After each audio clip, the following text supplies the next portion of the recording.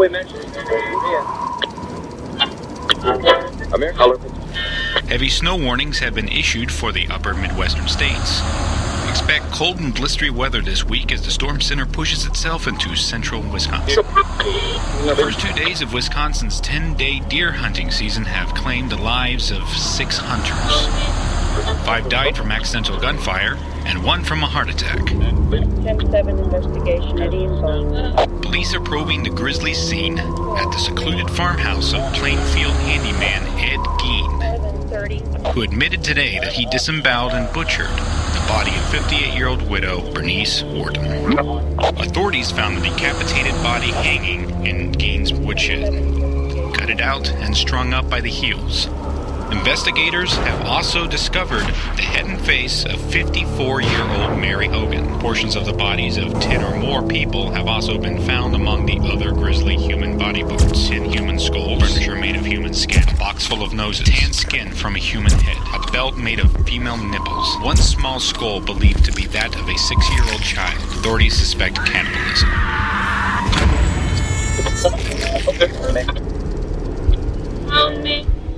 Sometimes we remember the 1950s through this kind of Ozzie and Harriet haze of nostalgia. In the 50s, we caught this sense that everything from now on was going to be all right. And it was like a drug.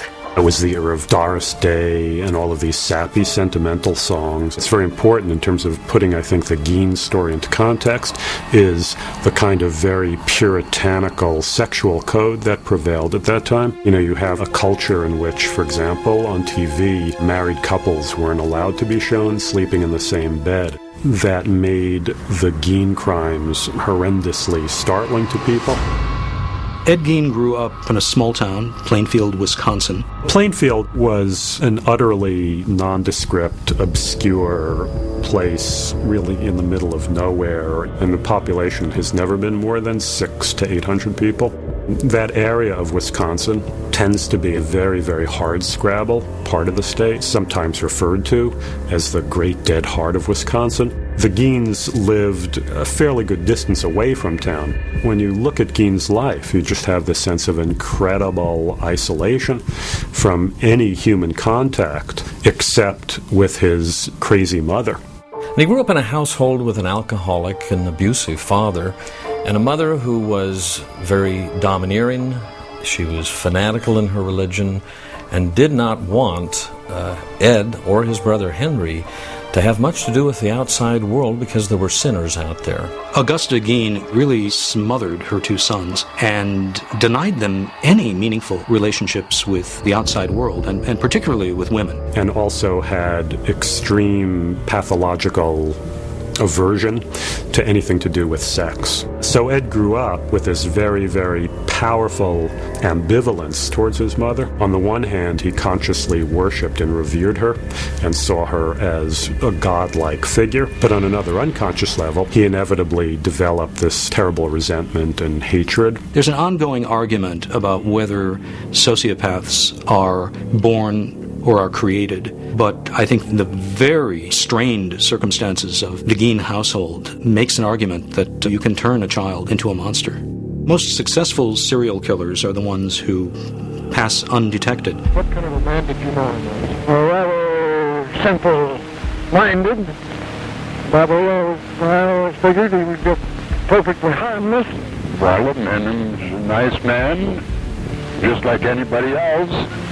The only difference I'd say in the man, he seems to be a little odd. He was looked at as the nerdy kid that his contemporaries would poke fun at, which also tended to confirm for him a lot of his mother's paranoia. Augusta got older, her health failed, she ultimately had a stroke, and she died, and his world collapsed. It seems that began this downward spiral that totally went out of control. It's quite possible that Eddie Gein had a subclinical psychotic condition that under these precise set of circumstances then manifest itself after her death. And the loss of his mother signified the loss of the final person in his life. One characteristic of schizophrenics that you sometimes find is, they become completely inattentive to their own appearance, and that was reflected in the condition of his house. When people broke into it, it was as though he had reversed the normal process of garbage disposal and, gone to the dump and brought stuff home. Eddie Gein's house really was a symbolic representation of what was going on in his head. There was total disarray in his head as well, and the house simply was a physical representation of that. He would have radios, even though he couldn't play them since his house did not have electricity. He kept old dentures around. He had a whole collection of chewed up gum, something that was clearly not as horrific, but that is intensely creepy. One of the things he did was to seal off parts of the house. He closed off all the other rooms. The rooms with his mother's things, they were just left exactly as she had left them, and moved into just a room and the kitchen, essentially. He enjoyed reading magazines and newspapers and books about people doing rather bizarre things. And one of the interesting things that you find when you look at 1950s culture, there was a lot of very lurid, sensationalistic material. One of the most popular forms of periodical were horror comic books. Particularly The Vault of Horror and Tales from the Crypt and so on. They were wonderful stories and beautifully illustrated, but they did contain an extreme level of graphic violence. And they were read not just by kids, but adults as well. People from all walks of life were finding some kind of gratification in the extreme imagery, the slaughterhouse imagery. And of course there was a lot of material coming out then about Nazi war crimes. I remember just how terrifying it was to pick up even something as mainstream as Life magazine and see all these images of the death camps. He was also very fascinated by stories about South Sea headhunters, stories of 18th century grave robbers, resurrectionists as they called them. And I think that this clearly fueled his own bizarre behavior. He became really obsessed with these things and finally wanted to act on his obsessions. He started robbing graves. Gien said that he had begun to do this a few years after his mother's death, that he'd suddenly become possessed by the need to go to the cemetery and to remove the corpses of middle-aged women who reminded him of his mother.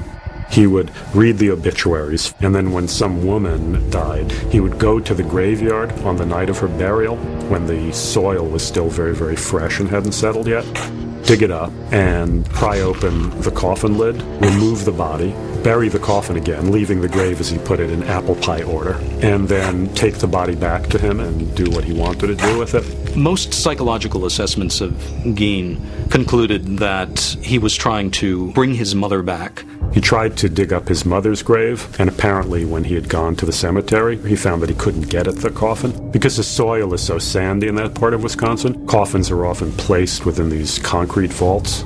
Sigmund Freud would have an absolute field day with Eddie Gien. He really loved and hated his mother. Because he couldn't have a normal relationship with a woman, he thought that he would take those things that are most significantly associated with a female.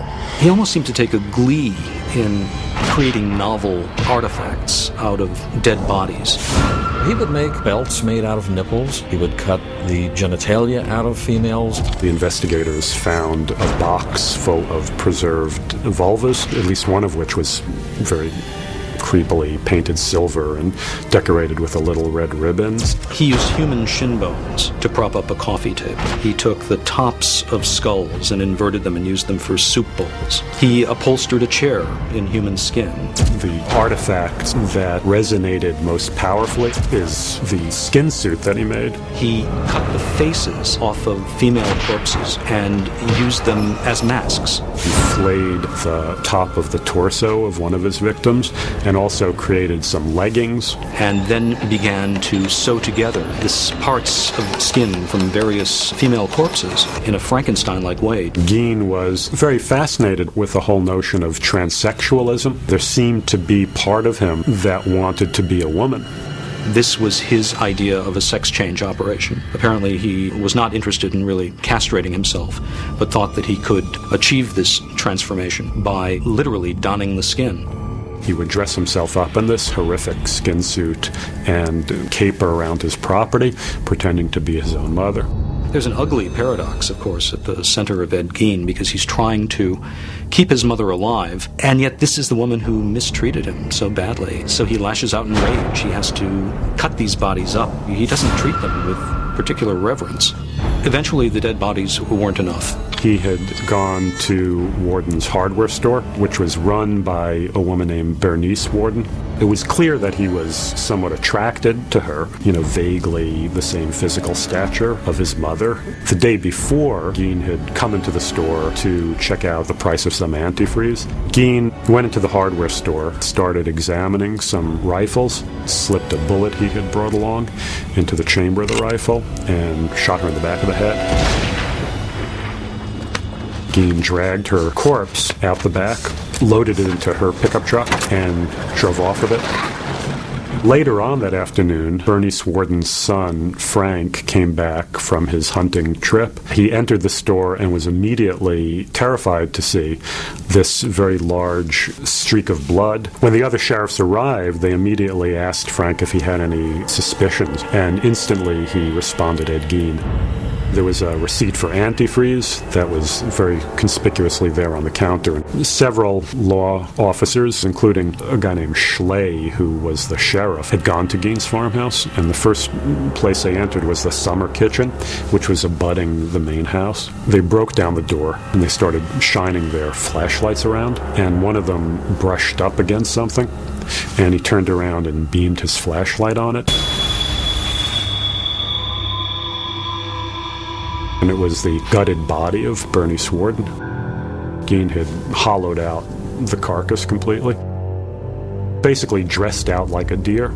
Schley immediately staggered out and began to vomit at the sight of this thing. They had found her completely gutted and cleaned out carcass, but they didn't know where the internal organs were or where her head was. Her intestines were found wrapped up in a man's suit. Her heart was found in a plastic bag. One of them came upon a burlap sack, and when he opened the sack, steam rose from it immediately, and he realized at once that he had found the head. And he pulled it out, and much to the horror of everybody who saw it, he had taken 2 10-penny nails, bent them into hooks, and attached them by a loop of rope, and stuck one hook into each of her ears. And he was apparently intending to hang it as a kind of ornament in his house. He was responsible for at least 2 murders that we know of. Bernice Worden, and the killing of a local owner of a tavern named Mary Hogan, who disappeared very mysteriously one day, although it was clear that she had come to a bad end because bullet casings were found in her tavern and a trail of blood leading out of the place. And her disappearance was very much an unsolved mystery for years and years and years. Occasionally, Gein would joke about the fact that Mary Hogan was down at his farm. And, of course, nobody took that seriously and just saw that as another example of Gein's bizarre and not very funny sense of humor. But what the investigators discovered in going through Gein's farmhouse, one of them picked up a paper bag at one point, opened it up, lifted out this hank of hair, and attached to it was a face that he immediately recognized as that of Mary Hogan. Back in the 1950s, and especially in small-town America in the 1950s, people had no preparation for this. This was something straight out of hell. The grave robbing, almost in a way, even more than the murders, touched some very, very primitive chord among these people. The notion that their loved ones, the bodies of their loved ones, had been violated in this way.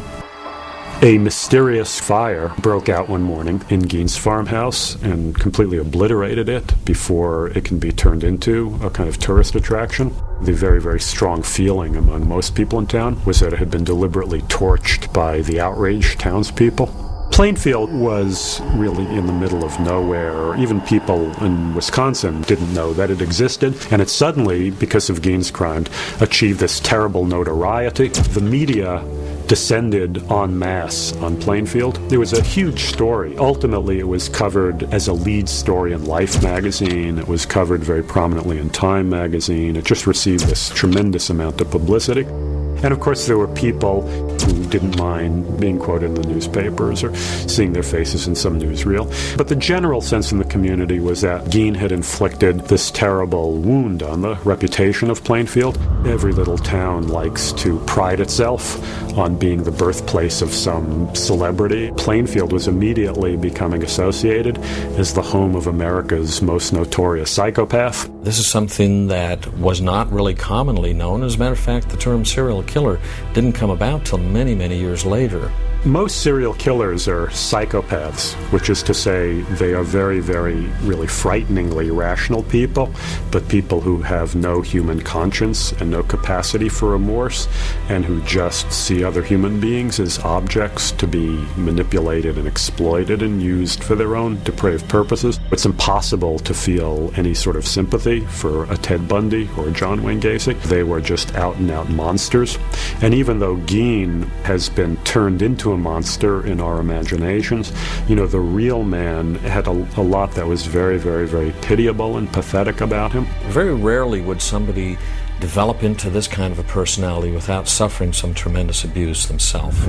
He certainly didn't seem to be schizophrenic in the traditional sense. Most schizophrenics begin to show signs of their mental illness in their early 20s, and it was not until Ed Gein was even 39 that his mother died, and it was thereafter that he seems to have begun his reign of terror. Gien, as it turned out, was actually psychotic, which meant that he had this very, very, very severe psychological condition in which he was subject to various sorts of hallucinations. He would see things, he would hear things, he would smell things. We do know that there are certain characteristics that we see in the early childhood development. The failure of the individual to develop through the normal psychosexual stages. There's a little boy in most serial killers who are acting on impulses that civilization is supposed to take care of. We don't do that. Also, there's the fact that I think it's a sexual experience for them. Some men ejaculate while they're killing somebody, and it seems like an extreme way to have that pleasure at the cost of somebody else's life. One reason we're so fascinated with characters like Ed Gein is because we can't resist them. His crimes are so horrible, they kind of bypass rationality and grab us in the primitive brain. They are the stuff of classic mythology and fairy tales. You know, there's a kind of folk story that exists all around the world, and folklorists call this sort of story the Bloody Chamber. And these are stories about places where people are warned not to go. And in all these Bloody Chamber stories, what is ultimately discovered in this forbidden place, it's a room filled with the dismembered body parts of the monster's former victims, and you are next. Ed Gein is the boogeyman. Gien immediately became a kind of figure of legend in folklore, and this took various kinds of forms. It took the form of sick jokes. What's Ed Gein's favorite kind of pastry? You know, ladyfingers. What did Gien say when the sheriff arrested him? Have a heart. Not terribly funny, but, you know, obviously rib ticklers in Wisconsin back in the 1950s. There's something very, very malleable about the Gien story that lends itself to constantly being reinterpreted. If you look at Psycho, you know, Psycho came into being because the horror writer Robert Bloch was living in Wisconsin at the time that the Gien story broke. And in fact, if you read Psycho at one point, after Norman Bates' arrest, people are always comparing him to Ed Gein. Robert Bloch's conception of Norman Bates was much closer to Ed Gein than Hitchcock's conception. Hitchcock, for obvious commercial reasons, wanted to cast attractive, well-known stars. The Norman Bates in the book was a man in his 40s who wore big, thick glasses. He was kind of unattractive. The kind of person nobody would ever dream could be capable of these crimes, and that's, of course, exactly why he got away with them. I began to describe the way I thought Norman Bates should be. Hitchcock smiled and he said, "Anthony Perkins?" And I said, "Absolutely." Even though Stefano did break with the middle-aged, unattractive Norman Bates, I think he created a more powerful icon. The boy next door is infinitely more frightening. The movie came out in the early 60s, but it's really a book that reflects the 1950s, this very, very rigid, puritanical, repressed sexual code, and then lurking underneath this, all of this prurient interest in dirty stuff. That's the aspect of the Gien case that Bloch and then Hitchcock take from it in creating Psycho, is that schizoid element. The original Texas Chainsaw Massacre does a very, very powerful job of evoking that kind of charnel house atmosphere of Gien's living quarters. It is a nightmare, pure and simple, and that's where its power is coming from, because you can't quite make sense of it. This family of cannibals and butchers can't really exist, but here it is, and you gotta face it. There is a little bit of pathos that we feel for Leatherface. It's not the same kind of identification we can have like a more normal looking monster like Norman Bates, as played by Anthony Perkins. Leatherface's clan is perhaps an extreme cartoon of the dysfunctional family. So perhaps we feel a little more sympathy, or at least pity, for Leatherface, because we can see what he is the product of. What Silence of the Lambs takes from the Gien case most prominently is the whole skin suit stuff. In The Silence of the Lambs, both the novel and the motion picture, we watch as Buffalo Bill reenacts Ed Gein's crimes. I think it's fascinating how serial killers have become a kind of new American folk hero. These people do things that we would never think of doing, or would we? You know, there's an old saying that we all think criminal thoughts, we just don't all act criminal acts. The virtuous man dreams what the wicked man really does. These people are living out these taboo fantasies, and it's very, very fascinating to us. In a very exaggerated way, they embody qualities of freedom and individuality that are supposed to be at the heart of the American character. They break all the rules. We admire them for that. Gien has really become sort of the seminal psycho of modern times. He is the thing that haunts our childhood fears. He operates on us through the most primitive parts of our brain. To skin their face and put it on your own face is one of the truly sick actions in the history of the human race. He gets our attention, and as long as he does, there will be a place for him in popular culture.